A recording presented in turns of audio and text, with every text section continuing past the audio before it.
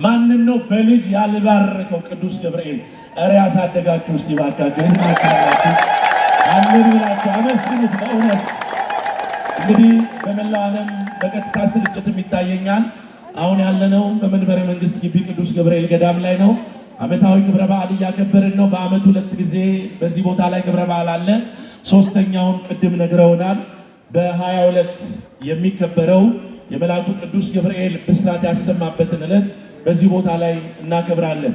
በዓመት 3 ነው የሚከበረው። ስለዚህ ትላንት የነበራችሁ በዚህ ቦታ ላይ ተወልዳችሁ አድጋችሁ ትዳር መስረታችሁ ይህንን ቦታ በበረከት በእውነት የምታውቁ ብዙዎች ናችሁ። ዛሬም ፍቅሩ ጠርቷችሁ በረከቱ ዛሬም እዚህ ቦታ ላይ እንዳላምናችሁ የመጣችሁ በፍቅር ብዙዎች ናችሁ። ስለዚህ የመልአኩ የቅዱስ ገብርኤል ቤት እዚህ ደርሷል። 88% ያህል ተገባዶ አልቋል። ከ4 ወርና ከ5 ወር በኋላ ታቦተ ሕጉ ወደ መንበረ ክብሩ ይመለሳል። አመስግኑት ከፍ አድርጋችሁ። ስለዚህ እኔ ድል ነው መታደል ነው። ብዙዎች ለዚህ አስተዋጽኦ አድርገዋል፣ ሰርተዋል። ልማቱ እየተፋጠነ ነው። ቅድምም ተናግሯል። አሁንም ደግመን የምንነግራችሁ እናንተ በሰጣችሁት እናንተ ባደረጋችሁት ድርጊት ስራው እየተሰራ ነው፣ አልቆመም። ትንሽ አካውንቱ ሳሳ ሲል ቅዱስ ገብርኤል የራሱን ልጆች እያመጣ አካውንቱ ላይ ጠብ እያደረገ አካውንቷ ቀና ትላለች። ስራው ይሰራል፣ አልቆመም፣ አልተቋረጠም። እዚህ ቦታ ላይ በፍቅር አገልግሎቱን እያገለገሉ ነው በስምምነት።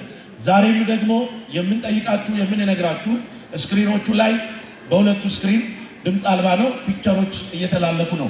ተመልከቱት። ገና እድሳቱ ሳይጀመር የነበረው ገጽታ አሁን ደግሞ ያለንበትን የሚያሳይ ነው። ሳያዩ የሚያምኑ ምኖች ናቸው።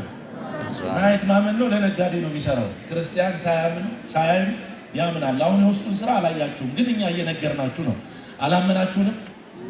ማርያምን አትዋሹ። አላመናችሁ ማርያምን እስቲ በእልልታ በጭብጨባ ማመናችሁ ማወቃችሁ መረዳታችሁ። ትልቁ ሀሳብ ይሄ ነው። መረዳታችሁ ተሰርቷል። አዎ እዚህ ደርሰዋል። ይኸው ገጽታው ያስታውቃል። ዙሪያውን ተመልከቱት። አዳዲስ ምሰሶዎች ናቸው። ዙሪያውን ያለው ነገር ሁላ አዲስ ነገር ነው እየተሰራ ያለው ከጣራው ጀምሮ። ስለዚህ የሚታይ ስራ እየተሰራ ነው።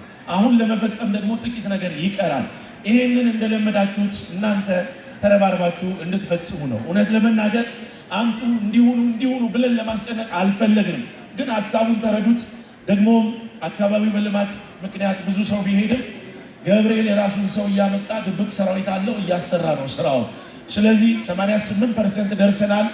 የውጭ ግንባታዎች ይቀሩናል። የቆማችሁበት አስፋልት ይሰራል፣ ወንበሮች ይደረጋሉ፣ አትክልቶች ይተከላሉ።